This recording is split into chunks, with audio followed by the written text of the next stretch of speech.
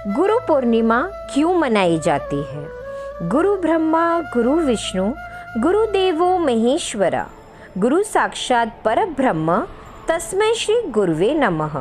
इसका अर्थ है, हे गुरु, आप देवताओं के समान हैं।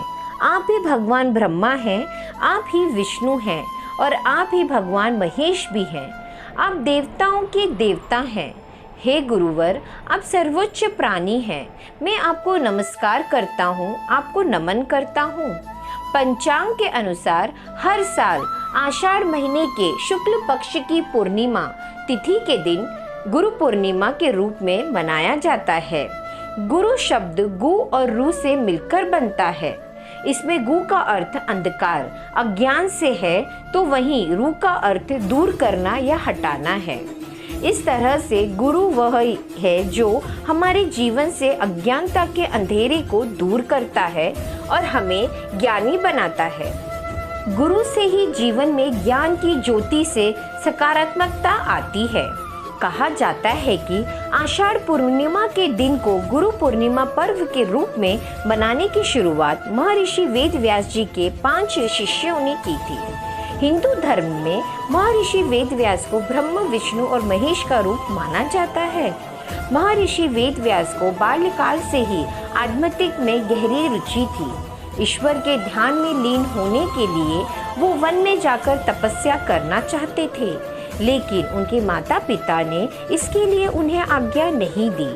तब वेद व्यास जी ने जिद पर अड़ गए। इसके बाद वेद व्यास जी की माता ने उन्हें वन में जाने की अनुमति दे दी, लेकिन माता ने कहा कि वन में परिवार की याद आए तो तुरंत वापस लौट आइएगा। इसके बाद पिताजी भी राजी हो गए। इस तरह माता पिता की अनुमति के बाद वेद जी व्यास ईश्वर के ध्यान के लिए वन की ओर चले गए और तपस्या शुरू कर दी। वेद व्यास जी ने संस्कृत भाषा में प्रवीणता हासिल की और इसके बाद उन्होंने महाभारत, 18 महापुराण, ब्रह्म सूत्र समेत कई धर्म ग्रंथों की रचना की। साथ ही वेदों का विस्तार भी किया। इसलिए महर्षि वेद व्यास जी को बादरायण के नाम से भी जाना जाता है। कहा जाता है कि आषाढ़ माह के दिन ऋषि जी का जन्म हुआ था और उन्होंने अपने शिष्यों और ऋषि मुनियों को श्री भागवत पुराण का ज्ञान दिया।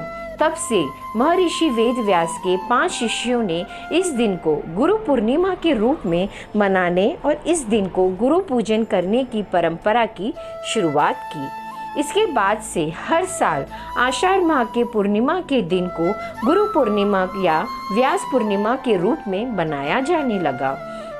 शास्त्रों में भी गुरु को देवताओं से भी उच्च स्थान प्राप्त है। स्वयं भगवान शिव गुरु के बारे में कहते हैं, गुरु ही देव है, गुरु ही धर्म, गुरु ही निष्ठा के परम धर्म है।